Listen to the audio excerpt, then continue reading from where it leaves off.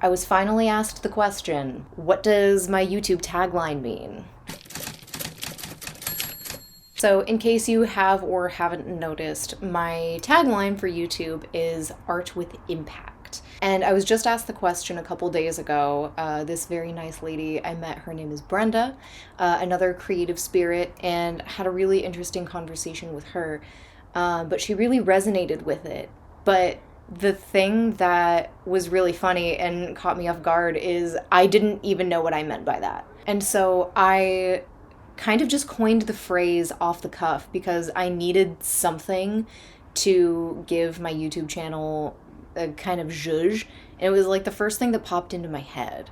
So I've kind of been unpacking it these last couple days, and I wrote a short bit with my notes that I made in Obsidian and posted it on Substack. But I thought I should actually make a video talking about it because it's the tagline for this platform. So to unpack Art with Impact, I have to kind of explain what I define to be art. So art to me can take the shape of a noun or a verb. Let me explain. I see art as a perception action system. And what I mean by that is art is both a stimulus and a response. So the first step in the process of art is perceiving anything.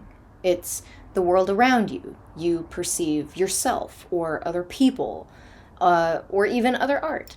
And so it's the collection of words or phrases or musical compositions or poems or tactile pieces, whatever it is that you make. And so art is both the inspiration and the action that results from it. And oh no, she's getting self-referential again, but I do have this quote from the Substack piece I posted on this that I really love. I said, simply put, art is a phenomenon of being moved enough to get up and do something about it. And so the second half of Art with Impact is, how do I define impact? And I think that this is a very personal definition. If art with impact is something that resonates with you, I think impact can definitely be defined for yourself. But how I want to define it for myself is the impact is the moving done by the art. And it's the part that the artist has very little to no control over whatsoever, which may or may not make it kind of the more important part of the phrase. And impact contrasts art itself, which we do have control over. We're the architects of what we make. Undoubtedly, the impact can have a desired shape for the artist.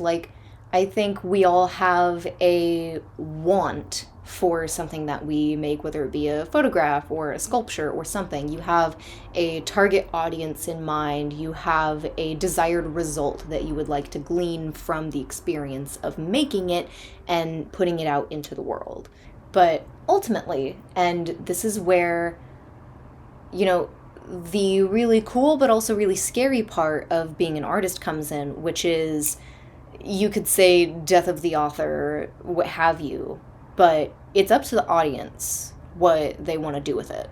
Ultimately, it is up to the audience for their own perception action system to be moved by your work enough to do something about it. And so if the audience is moved enough to the point of responding, then I would consider that to be an impactful piece of work. Kind of like art itself as I've defined it for myself and for this channel. Art with impact is itself a process, and it's really a cyclical one. It goes in circles, kind of like a spiral, and spirals are something that I've been thinking about quite a bit lately, particularly in the context of healing and breaking patterns and refusing to repeat cycles. That's largely how I've been thinking about spirals, golden ratio, what have you.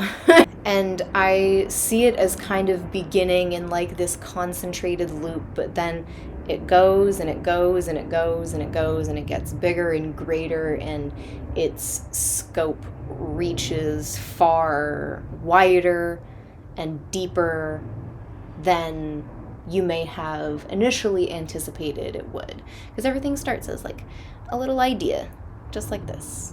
But then, you can spiral up, you can spiral down. You have a choice in that. But movement is kind of the key point, I guess. So yeah, like I said, very short, very sweet video for today. Just gonna toss a little nugget at you. But fear not, there's definitely more to come. I actually do have some very exciting things in the works that I can't wait to share with you. So we'll just put a pin in that. But for the time being, it is time for your side quest for today. I'm actually going to give you a couple side quests. First one is, if you have plants, go water them, if you haven't already. And second side quest is, if you have a pile of clothes or books or whatever that you've been meaning to take to the donation center but haven't, do that today. Don't put it off anymore. That's all for now. I'll see you when I see you. Goodbye.